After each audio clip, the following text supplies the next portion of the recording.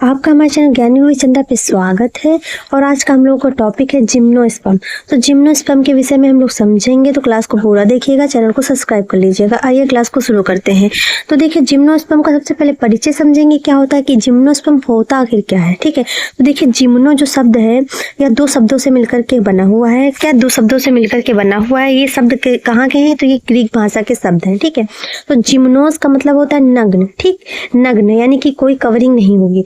इस पर मतलब बीज, तो बीजों के ऊपर क्या होता है, कोई कवरिंग नहीं होती, यानी कि बीज जो होते हैं वो नग्न होते हैं। ठीक है, जिन पौधों में बीज फल द्वारा ढके नहीं हुए होते हैं, कि उसमें क्या होता है, जैसे कि आम में देखा होगा तो आम का जो सीड्स होता है उसके ऊपर फल भी पाई जाती है। ठीक, गूदा पाया जाता है, पाल्म पाया जाता है। तो पाल्म के अंदर क्या होता है, बीज जो होता है वो ढका हुआ होता है, पर इन बीजों में क्या होता है, फल भित्ति द्वारा बीज ढके हुए नहीं हुए होते हैं। ठीक, यानी कि बीज जो होते कैसे होते हैं, नग्न होते हैं। इन्हीं को कहते हैं जिम्नोस्पर्म। क्या कहते हैं?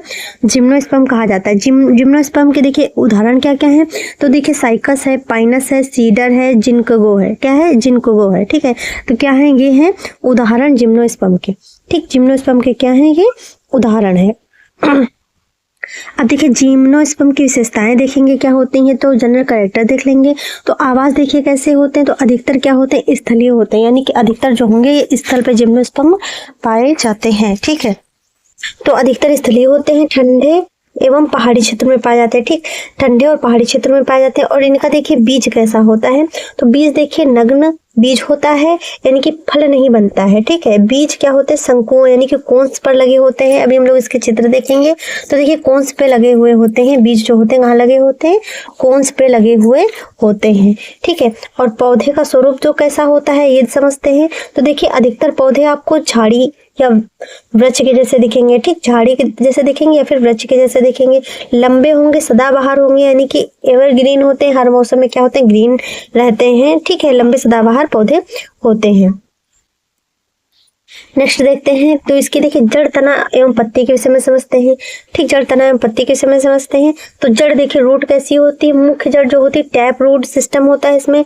माइकोराइजा देखिए पाइनस में होता है। और देखिए कोरालाइट जड़ें जो होती हैं वो साइकस में क्या करती हैं, नाइट्रोजन स्थिरीकरण का क्या करती हैं, कार्य करती हैं। तना कैसा होता है, तो देखिए तना होता है सीधा, मजबूत, लकड़ीदार होता है।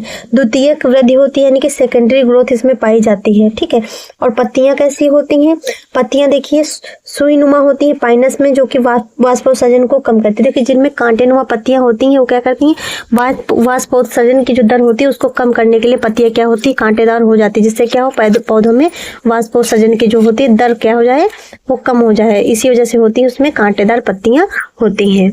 और देखिए बड़ी और संयुक्त पत्तियां साइकस में होती है। किसमें होती है, साइकस में होती है बड़ी और संयुक्त पत्तियां। ठीक है, अब इसकी आंतरिक संरचना देखेंगे, ये आंतरिक संरचना कैसी होती है। तो इसमें देखिए एनाटॉमी देखेंगे, इसकी क्या है, एनाटॉमी देखेंगे तो देखिए संवहनी ऊतक जो वैस्कुलर टिश्यू होते हैं, जिसमें जाइलम जो होते हैं, ट्रैकेट्स होते हैं, यानी कि वेसल्स नहीं होती। फ्लोएम जो होता है वो कंपेनियन सेल्स अनुपस्थित होते हैं। जाइलम क्या करते हैं, जल को पौधों के विभिन्न भागों तक पहुंचाता है। फ्लोएम क्या करता है, फूड को पत्तियों से लेकर के पौधे के विभिन्न भागों तक पहुंचाता है। रेजिन नलिकाएं होती हैं, यानी कि पाइनस में पाई जाती हैं रेजिन नलिकाएं। रक्षा एवं औषधि महत्व ठीक होता है इसका। और प्रजनन संरचना इसकी देखेंगे, रिप्रोडक्टिव जो स्ट्रक्चर है, तो देखिए जिम्नोस्पर्म क्या होते हैं, बीजाणुधानी पौधे होते हैं। इसमें प्रजनन अंग जो होते हैं उनको संघ कहते हैं। क्या कहते हैं, संघ कहते हैं, यानी कि कोण कहते हैं। ठीक है, अब देखिए नर मेल में क्या होता है, मेल कौन होती है, नरसंघ होता है। तो इसके विषय में समझते हैं। तो देखिए नर की बात कर रहे हैं यहाँ पर, तो देखिए माइक्रोस्पोरोफिल पाए जाते हैं। क्या पाए जाते हैं, नर में क्या होते हैं, माइक्रोस्पोरोफिल पाए जाते हैं। और माइक्रोस्पोरेंजियम जो होती है वो परागण यानी कि पोलन ग्रेन होते हैं। ठीक, माइक्रोस्पोरेंजियम क्या होते हैं, परागण यानी कि पोलन ग्रेन होते हैं। मादा संघ फीमेल जो कौन होती है, इसमें मेगा स्पोरोफिल पाया जाता है। ठीक, देखो नर में पाए जाएंगे माइक्रोस्पोरोफिल और मादा में पाए जाएंगे मेगा स्पोरोफिल पाए जाते हैं। ठीक है, और इसमें देखिए जो मादा होती है उसमें देखिए फीमेल कौन जो होती है, उसमें बीजांड यानी कि ओव्यूल उपस्थित होते हैं। क्या होते हैं, ओव्यूल उपस्थित होते हैं। परागण देखते हैं कैसा होता है, पॉलिनेशन इसमें कितने प्रकार का होता है, तो वायु द्वारा परागण होता है। ठीक, परागण सीधे बीजांड तक पहुंचते हैं। ठीक, परागकण जो होते हैं क्या करेंगे, वो सीधे बीजांड तक पहुंचेंगे, ओव्यूल तक पहुंचेंगे। पराग नली यानी कि प्यूर जो इसमें पोलन ट्यूब होती है। ठीक, पोलन ट्यूब होती है जो पराग नली से होती है, वो इसमें क्या होती है, बनती है। ठीक है, पराग नली इसमें क्या है, वह बनती है। अब निषेचन देखते हैं कैसा होता है। ठीक, निषेचन देखते हैं कैसा होता है। तो निषेचन देखिए डबल फर्टिलाइजेशन होता है। कैसा पाया जाता है? इस देखो इस पर साइफोनोगेमी में क्या पाया जाता है? डबल फर्टिलाइजेशन नहीं होता है। ठीक है, जो होती है साइफोनोगेमी जो होती है इसमें डबल फर्टिलाइजेशन नहीं होता है। निषेचन के बाद देखिए युग्मनज क्या करता है? भ्रूण बनाता है। बीजांड से क्या बनते हैं? बीज बनते हैं, क्योंकि इसमें फल नहीं बनता है। क्या होता है? इसमें फल नहीं बनता है। ठीक है,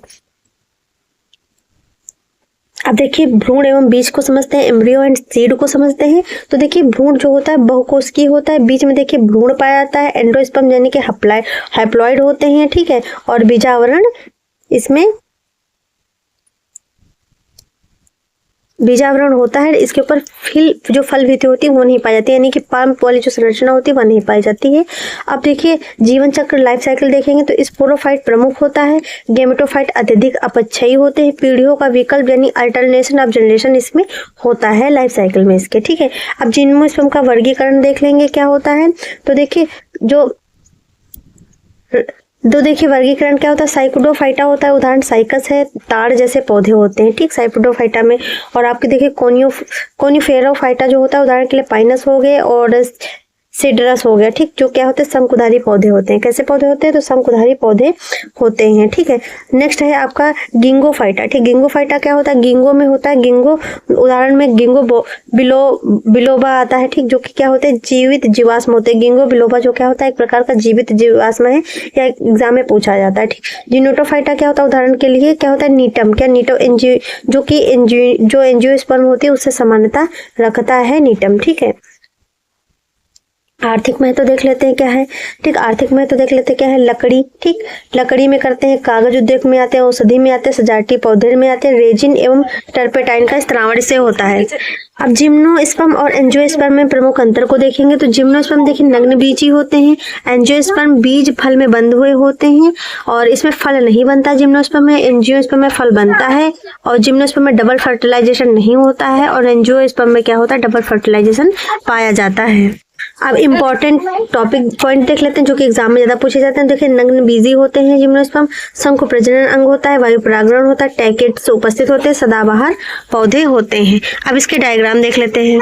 अब देखिए इसकी लाइफ साइकिल देखते हैं। देखिए ये जो एडल्ट पेड़ है जिम्नोस्पर्म का, देखिए मेल कौन है, ये आपको मेल कौन दिख रही है, फीमेल कौन दिख रही है। ये पोलन ग्रेन है। ठीक है, फर्टिलाइजेशन हुआ, उसके बाद डेवलपमेंट हुआ, फिर डिस्पर्सल हुआ, फिर उसके बाद क्या हुआ? जर्मिनेशन हुआ।